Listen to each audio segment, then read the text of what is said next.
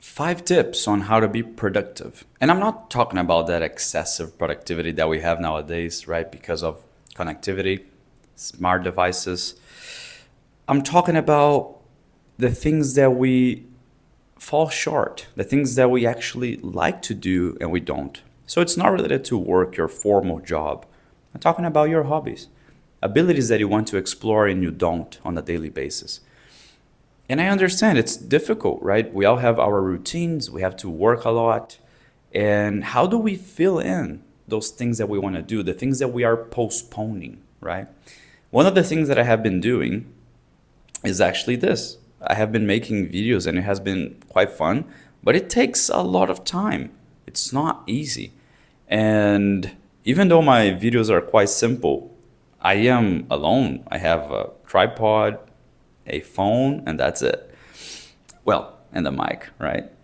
But what are the things that I do that aid me in order to be more productive with the things that I like?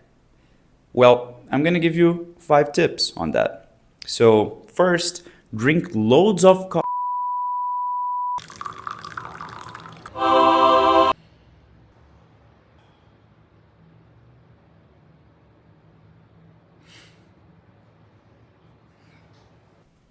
I'm kidding. So the first tip is writing down your gratitudes. I do this on a daily basis. Every morning, I like to write down my gratitudes. And I know a lot of people have talked about this on YouTube, but it's for a reason. It's actually pretty good. I know it sounds abstract and kind of like coachy vibe type of thing, but it's true. I have been writing down my gratitudes for a year now, and it really aids me. It really helps me because we get caught up with routine. I know you do.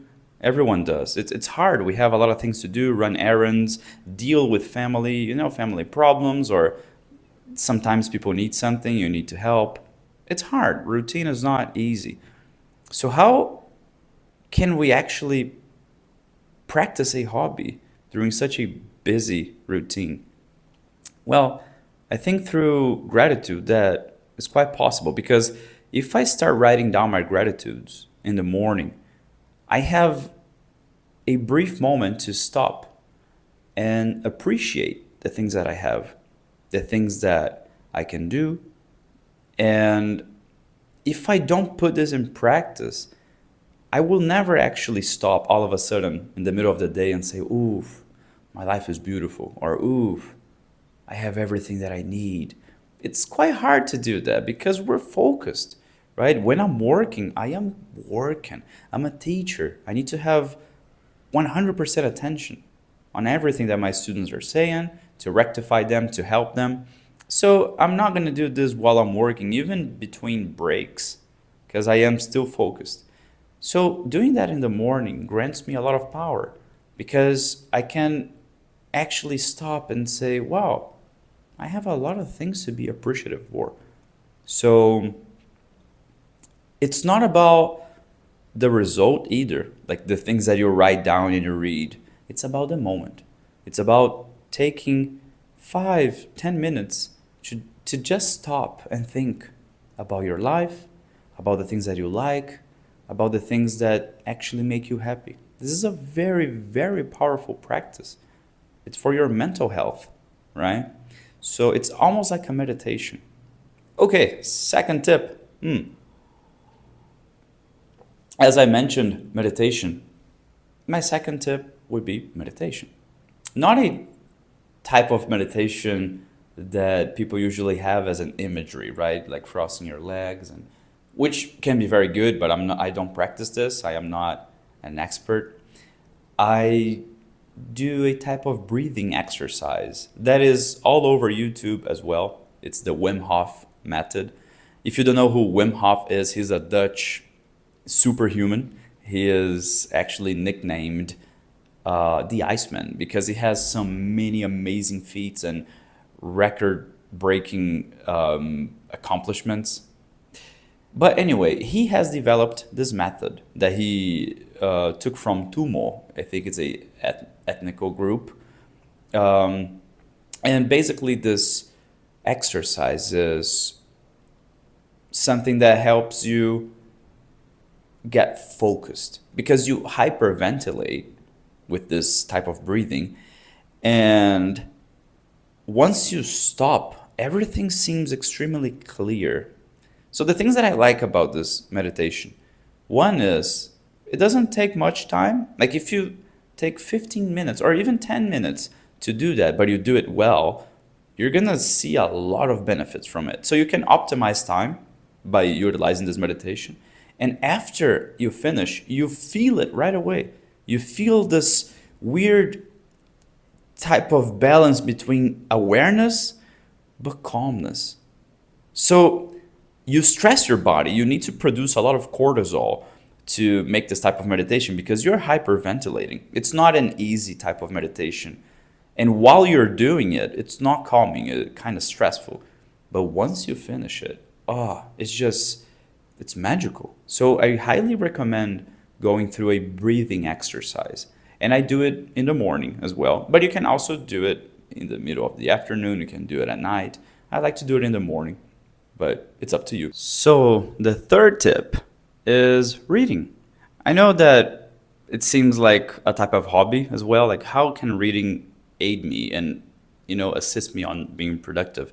Well, for me, it works for two reasons. First, because I'm a writer. I published one book, so I'm going to publish another book, hopefully in 2025. That's the goal. That's why I need to be productive. And reading is key. I need to keep reading in order to write well. I cannot be a writer if I don't read. That's normal. And the second one that I think could help everyone is that when you stop to read, it doesn't need to be a 2-hour reading session. It could be 20, 30 minutes. You only do that. But it's important, of course, to turn off your device and avoid overstimuli and just focus on the task or the moment of reading. That helps a lot because it's also a type of meditation, right? It's a process. You're only doing that. So I highly recommend having a book on you. And well, I really like physical books. So it doesn't need to be, it could be a Kindle or it could be articles, it could be news, right? But stopping just to read and refresh and think about what you're reading is a very good practice, and it helps me a lot because I reset and then I can do things again. Tip number 4, exercising. And I know, wow, that's obvious. Everyone needs to exercise. Yeah, I get that. But I think a lot of people struggle with which exercise. A lot of people don't find the exercise that they actually enjoy. And then they end up not exercising. I used to suffer with that because in my mind, exercising was related to going to the gym. And I have never enjoyed working out, obviously, skinny. But I found martial arts. And that changed my life. I cannot live without it. I always need to exercise because I know how different I am when I exercise and when I don't. So practicing martial arts helped me. So if you don't have a type of exercise that you enjoy, that you actually wait for, that you're looking forward to doing, maybe you should search. You should try different things because exercise shouldn't be something that you need to drag yourself into. It could be enjoyable. Maybe you enjoy running. Maybe you enjoy swimming. Maybe you enjoy martial arts or actually lifting weights. But you need to try out because if you always drag yourself into an exercise, you will never be that consistent. You must enjoy it. And I am sure that there is a type of activity, a physical activity that you would enjoy doing, right? It could be playing basketball, it could be a team sport, but do it. Because we change, we need those chemical reactions in order to be productive. And again, I'm not talking about productivity related to your work. I'm talking about productivity related to the things that you like, hobbies, trying to fill in things that you enjoy during the day, okay?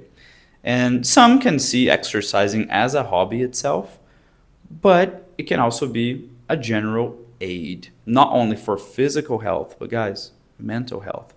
It's important. Dopamine, endorphins, Those are chemicals that are part of us, are part of our good human experience. And tip number 5, and I think it's quite essential as well and fundamental, is good sleep.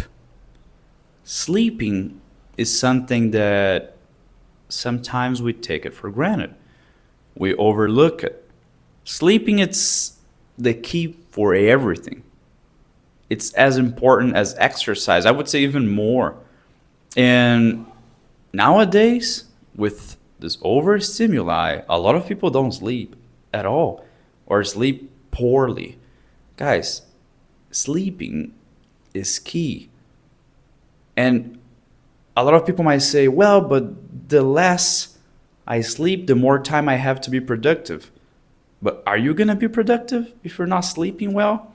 We have this culture, right, of this toxic productivity. No, you need to wake up at 4:30, and well, you can wake up at 4:30 if you sleep very early, but many people don't. So yeah, wake up at 4:30, start your day, do everything that you need.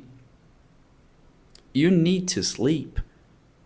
Otherwise, you're going to have very big problems further on, and you're not going to be productive at all. You're never going to have 100% of your potential. And again, I'm not talking about you need to be productive to make money, to be part of the workforce. I'm talking about being productive for your own passions, hobbies, the things that you like, the things that make you want to live.